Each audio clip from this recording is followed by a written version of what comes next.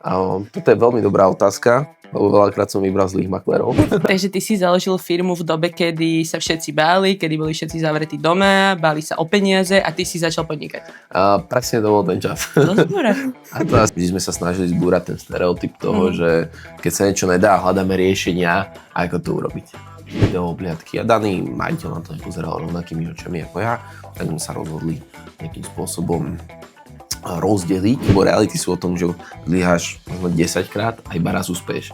Ale to jedenkrát ti vlastne zaplatí tých 10 zlyhaní. Dnes tu máme váženého hostia, človeka, ktorý stojí na samom čele moderného makléra, nášho riaditeľa Kristiána Kopa. Kiko, ďakujeme, že si na nás našiel čas. Vítam ťa. Ahoj, ďakujem za pozvanie, ale nemusíš to tak preháňať. Kiko, ty si náš riaditeľ a mňa by zaujímalo, čo ťa dnes čaká. Natáčame pomerne skoro, je ešte pred 8 ráno. Dneska je to taký zaujímavý deň. Väčšina tých dní z pohľadu riaditeľa ľudia si predstavujú, že sú len o tom, že dojdem do kancelárie, asistentka mi spraví kávu, väčšinou si urobím ale ja a potom celý deň vlastne len sedíte a nič v zásade nerobíte. Môj deň vyzerá tak, že sme tu pred 8, začíname točiť, o 9 sa nachádzam na jednej nehnuteľnosti, takej prémiovej, kde som s klientmi, 10:15 mám meeting, o 12 mám ďalší meeting, o 2 mám ešte záverečnú poradu, o 4 mám ďalší meeting.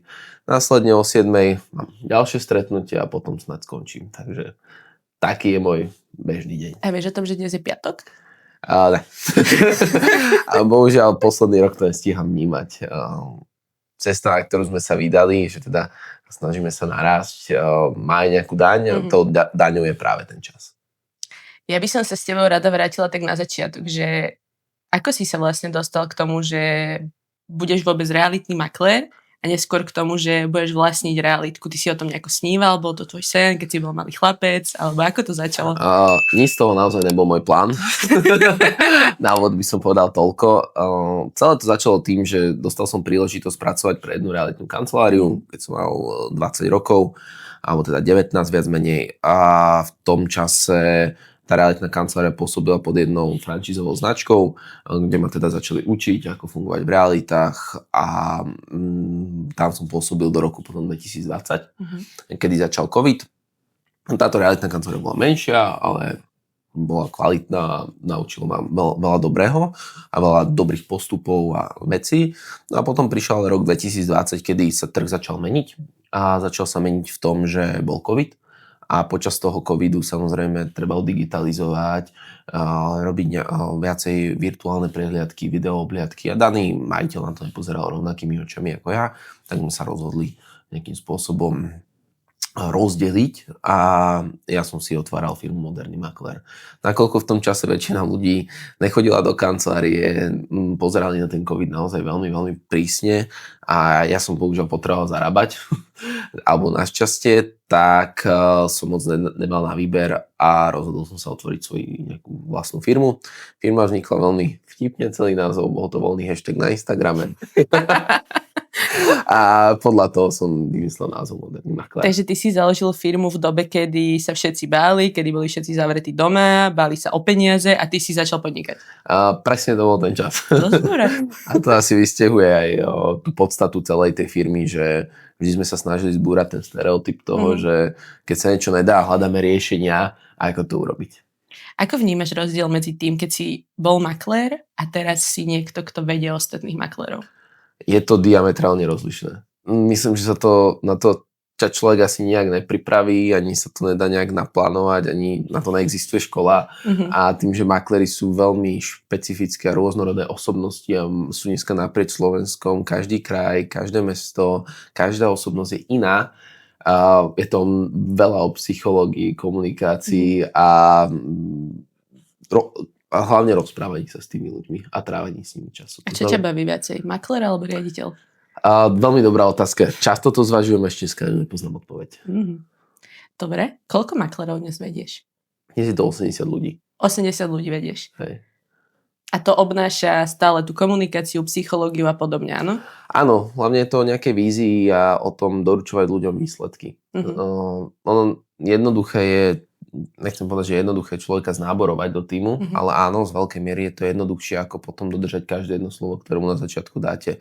Tým, že ten proces toho trhu sa vyvíja, samozrejme aj ten tím, ktorý pracuje okolo tých ľudí sa vyvíja, je mnohokrát veľmi náročné doručiť všetky výsledky, ktoré tí ľudia požadujú na to, aby mohli kvalitne pracovať. Tým, že náš koncept je iný v tom, že my doručujeme službu maklérovi, a maklér doručuje ďalej, je mnohokrát veľmi náročné poskladať ten tím, aby tú službu doručila v požadovanej kvalite makléra, lebo pod slovom, keď ja niečo poviem a ty niečo povieš, každý si môžeme vylúčiť niečo úplne iné. A bohužiaľ nie vždy sa stretávame s tým, že to pochopenie príde hneď v úvode a niekedy trvá dlhšie, pokým sa obidve strany adaptujú na kvalitu, ktorú daný maklér požaduje. Takže to je na tom asi to najnáročnejšie. Ty žiješ v Bratislave, tam máš aj svoju kanceláriu, ale pobočky máš po celom Slovensku. Máme si to predstaviť tak, že najviac v Bratislave, v Trnave, tam ťa ľudia najviac poznajú a potom už v Košiciach, v Prešove, tak tam ťa vidia raz za 10 rokov, alebo ako to funguje? Snažím sa minimálne raz mesačne navštíviť každú kanceláriu. To máš akože road trip po Slovensku. Hej, road trip po Slovensku. Napríklad na takom východe máme 2 porady. Jedna je večer, druhá je ráno. Takže... Ktorá je lepšia? Podľa toho, čo chceš riešiť. Takže je to také, že snažím sa každú jednu pobočku navštíviť mesačne, ale nie vždy sa mi to podarí. Tým, že tých pobočiek je dneska 12 alebo 13, aktuálne robím na 14. Je to náročné obísť každú jednu, ale snažím sa každej jednej venovať rovnako času. A kedy žiješ? Momentálne menej, o posledné roky, ale žijem s tou firmou aktuálne. A ako zvládaš také situácie, keď sa ti napríklad niečo náročné deje v tvojom osobnom živote, ale zároveň si aj riaditeľ realitky, ktorá vedie 80 ľudí, tých 80 ľudí od teba stále niečo chce a ty riešiš niečo náročné, osobné, doma a možno, ja neviem, máš také momenty, že by si to nechal tak, že vypneš si telefón a budeš proste doma, dá sa to, nedá sa to, ako toto riešiš? Moc to nejde. Aktuálne to nie je moc možné, verím, že v budúcnosti to bude možné. Ak sú takéto momenty, ja by som to skôr prirovnal k tomu, že možno niekto niekedy bol na lodi, hej, a máš také rozbúrené more a plaví sa na tej lodi a celá posadka pozerá na toho kapitána. A keď ten kapitán nejakým spôsobom začne panikáriť, tak panikári aj posadka. Keď kapitán prestane komunikovať, panikári zase celá tá posadka. Takže ono z veľkej miery je to o tom, ako sa ja chovám, tak sa chová aj celá firma. Ak ja som v pohode, vidím, že produkcia ide a všetci ľudia pracujú, takže svoje osobné veci sa snažím riešiť mimo firmy a v čase, kedy to nezasahuje chod celej firmy, aj keď samozrejme mnohokrát je to veľmi náročné. Myslíš si, že na toto, aby to človek takýmto spôsobom zvládal, že nebude pod tlakom alebo neukáže tomu týmu, že má nejaké problémy, tak musí byť na to, že nejaký človek akože povahovo, alebo ty si prešiel nejakými školeniami, nejakým mentoringom, coachingom. Myslím si, že kauč je najlepší život. Okay. Čiže škola života. Hej, asi tak by som to povedal. Nemám za sebou nejaké zásadné mentoringy, samozrejme nejaké kurzy som absolvoval, ale z veľkej miery to je o sebaovládaní. Určite v tom pomáha veľmi šport, a koničky nejaké a dobrí priatelia a rodina. Ak si ten človek vyskladá tú firmu aj s priateľov, nielen so zamestnancov, čo je môj prípad, že mám vo firme veľa priateľov, tak viem, že dokážem sa na nich spoľahnúť a aj tie problémy sú potom jednoduchšie. Samozrejme, v tom podnikaní prichádzajú denne, možno kedy aj na hodinovej báze, ale keď ten tým je naozaj že dobrý, čo ja si dovolím zaklopať, že ten tým máme dnes dobrý a mám tam spoľahlivých a stabilných ľudí, tak všetko je to podstatne jednoduchšie. Takže asi neviem na to odpoveď v tomto okamihu a určite nejaké kurzy, školenia tomu veľmi napomôžu, ale ja som úplne iný ten prípad. Čo bola doteraz pre teba taká najväčšia výzva? Jedna z veľkých víziev bol rok 23. Rok 23, kedy bol pokles trhu, respektíve prelom roku 22-23 a celý 23. rok, kedy samozrejme sa snažili narásť a chceli sme ísť ďalej aj v nejakých obratoch, aj v nejakých teda počtu maklerov, ale ten trh nám neprijal. A pri našom modeli to ustať aj cashflowom bolo dosť náročné, takže toto bola jedna z takých víziev, ktoré považujem za jedných z najväčších pre tú firmu. Boli sme tretí rok býva pre mnoho firiem kritický a nám zrovna neprijal trh. Takže to považujem z náročných rokov. Zároveň aj tento rok je síce výborný, ale náročný vzhľadom na expanziu, ktorú sa snažíme dosiahnuť. Takže myslím, že ťažko pomenovať jednu kritickú výzvu, je ich veľa. V tom celom, aby to fungovalo. Čo teba alebo tvoju realitku odlišuje od tých ostatných? Prečo by som si teba mala vybrať alebo tvoju realitku? Otázka znie, že či sa pozeráme z pohľadu konečného spotrebiteľa alebo z pohľadu makléra. Ak sa pozeráme z pohľadu makléra, je to jednoznačne servis, ktorý u nás človek dostáva. Benefity z pohľadu marketingu, možno aj nejakého osobnostného rastu, možností tvorby tímu a celého servisu, ktorý dostane, myslím si, že ako v jednej z mála kancelárií na slovenskom trhu. Keď sa pozerám z pohľadu konečného spotrebiteľa, je to určite overenosť našej kvality, ktorej svedčí viac ako 250 recenzií dnes a plus ešte x ďalších po profiloch. Je to kvalita služby, ktorú u nás človek dostáva, možnosť komunikácie kedykoľvek priamo aj so mnou, ako majiteľom spoločnosti. Takže je to celková transparentnosť, jednoduchosť, kvalita a v konečnom dôsledku komunikácia, lebo človek si nevyberá spoločnosť, človek si vyberá makléra. A my sa naozaj snažíme školiť maklérov na to, aby mali kvalitnú komunikáciu a dokázali riešiť akýkoľvek problém s klientom, ktorý vzniká. Máš teraz ešte nejaký ďalší veľký cieľ? Aktuálny cieľ je ten, aby každý maklér, ktorý je v našej spoločnosti, mal dostatok práce. To je náš veľký cieľ. A ty mu toto ako zabezpečuješ? On si to len naháňa sám? Z časti áno, z časti si naháňajú sami, ale druhá časť je, že my sa snažíme maklérom dodávať aj nejakú prácu vo forme obchodných prípadov cez marketing, ktorý tvoríme. Oslovujeme developerov, oslovujeme teda iné skupiny, ktoré majú nejaké nehnuteľnosti, plánujú akvizíciu nehnuteľností a našim cieľom je, aby každý maklér, ktorý príde do spoločnosti, mal dostatok práce, čo je náš veľký cieľ v tomto okamihu. Čiže ja k tebe nastúpim, ty mi dáš marketing, školenia, naučíš ma komunikovať a ešte mi dáš aj obchody? Áno, dostaneš od nás podporu nejakých obchodov. Nevravím, že sú to desiatky obchodov, samozrejme pri tom množstve maklerov. My sme museli mať 100 000 rozpočet na marketing, čo asi momentálne nemáme, ale snažíme sa každému doručiť aspoň pár obchodov na začiatok, aby sa chytil a rozbehol. To znamená, že aj náš nábor je v takom meridle alebo v takom meritku, aby sme dokázali doručovať aj tú prácu. Nehovorím, že to desiatky obchodov, ale snažíme sa každému aspoň niečo hodiť. A keď máš tieto nábory, tak podľa čoho si vyberáš toho človeka, ktorého zobereš alebo nezobereš? Čo je podľa teba taký dobrý atribút, že budeš vedieť, že áno, toto bude dobrý maklér? Toto je veľmi dobrá otázka, lebo veľakrát som vybral zlých maklérov. Takže dnes vyberajú maklerov si manažeri u nás vo firme. OK. Ja ich tých pohovorov... Takže ty to nevieš, tak si povedal, že povedal som si, že odložím to. Odložím to vedľa. Ale ne. Vybral som veľa skvelých ľudí do týmu a dneska ich sú desiatky. Hej. Ale taký základný atribút je ten, že človek chce. Že nevadí mu zlyhať, lebo toto nie je zamestnanie, to je podnikanie. To znamená, že keď niekto sa rozhodne ísť robiť makléra, musí byť ochotný zlyhávať denne a čakať na prvý jeden úspech, lebo reality sú o tom, že zlyháš možno 10 krát a iba raz úspeš.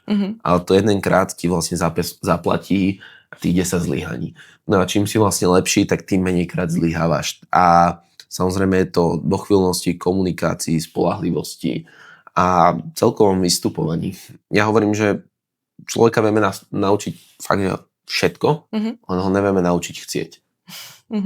A to je asi taká pointa celého toho. Samozrejme sú tam nejaké osobnostné predpoklady, nejaké CVčko, nejaké veci, ale v veľkej miere je to chtíči, lebo aj ten, kto možno nemá také profesné predpoklady, sa môže stať asistentom nejakého seniorného makléra a prvý rok sa zaučať pri ňom. Tým, že naša trať alebo celý ten beh je taký dlhodobý a nie sme nejaká rýchlo kvasená kancelária, ktorá za rok chce skončiť a len vytunelovať peniaze, tak nevadí, ak tu človek rok zostane a popri tom je juniorom alebo asistentom, zaučia sa a po tom roku sa rozhodne, ako cestu ide ďalej.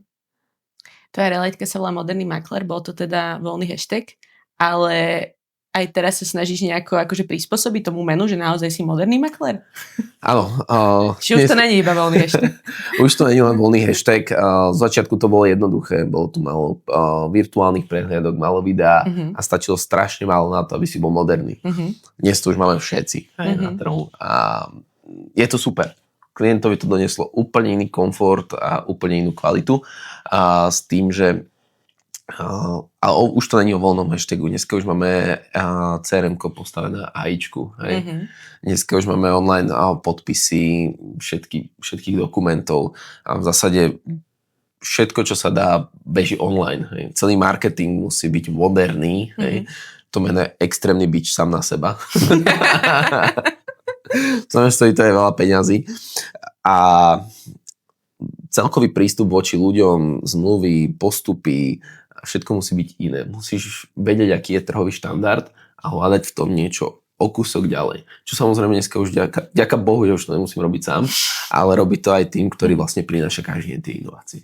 Takže tá modernosť sa skrýva asi hlavne v tých technológiách a postupoch. Keď takto o tom rozprávaš, že musíš to mať trošku aj premyslené, ten koncept, do toho máš stretnutie, chodí po pobočkách a tak ďalej, tak asi by som aj chcela mať tvoj život. A ty sa niekedy tak zamyslíš, že si povieš, že no, že mohol som byť radšej hasič. Alebo niečo také? Vieš čo? Ne. Ne? Baví ťa to? Ne, vieš, mňa to baví. Že musí to človeka baviť. Fakt, to je koníček, šport alebo niečo, že ak toto v sebe nemáte a chcete mať svoju kanceláriu, tak rovno radšej buďte maklérom, dobre zaplatenými, s dobrými percentami a odbúrate si strašne veľa starostí v živote. Keď ste v dobrej kancelárii, či už u nás, alebo je mnoho dobrých kancelárií na Slovensku a vďaka Bohu za ne, lebo máš dobrú konkurenciu, vieš sa posúvať a vďaka Bohu za to, že sa ten trh zlepšuje. A tam, keď nemáš úplne tendenciu absolvovať všetky administratívne veci. Buď maklérom, dobrej kancelárii, dobre zaplatený a máš krásny život na slovenskom trhu. Takže asi tak. Takže ty si riešiš aj administratívu, okrem tých stretnutí a toto všetko akože máš v tom? A dnes už našťastie nemusím všetko toto robiť, ale keď sme boli menšia kancelária a viem, čo menšie kancelárie riešia, tak samozrejme všetko rieši majiteľ. Dnes už mám tím, ktorý to rieši okolo mňa a pomáha mi s celou administratívou, čo bez nich by nebolo toto všetko možné robiť. Ale bežná kancelária, ktorá je do 5, 6, 7 ľudí, hej, všetko toto rieši majiteľ. Maximálne má jednu asistentku a k tomu nejakého účtovníka, možno právnika, aj to a veľakrát tak všelijak, že si píšu zmluvy sami a to je veľmi, veľmi, veľmi náročné. Ja som v takej kancelárii fungoval a to ti nedovolí naraz ďalej. A toto máš ako teraz premyslené, že plánuješ do budúcna mať rodinu, nejaký vzťah, alebo to nechávaš tak, že bude to hra budúcnosti podľa toho, ako sa ti bude dariť, ako sa to bude celé vyvíjať? Teraz sa cítim, že či som na pohovore na nejaký dating. Toto ženy zažívajú na pohovoroch. Hej, tak toto býva? No, tak toto býva. Ešte, že ich nerobím. Uvidíme, nechám vám to plynúť. Aktuálne to nie je téma. Uvidíme v budúcnosti. A myslíš si, že by si mal na to vôbec čas? Verím, že môj tým mi pomôže vytvoriť ten čas na to, aby som na to... Takže príjmeš ďalšie asistentky, ďalších manažérov. Uvidíme, ak bude žiarlivá, či asistentka alebo asistent. OK, dobre. Kiko, keby si mal nejakú poslednú radu pre nejakého mladého človeka, ktorý sa na toto teraz pozerá a možno má ten sen, že by chcel byť riaditeľom realitky, čo by si mu odkázal? Asi ísť do toho, ak skutočne má ten sen a chce.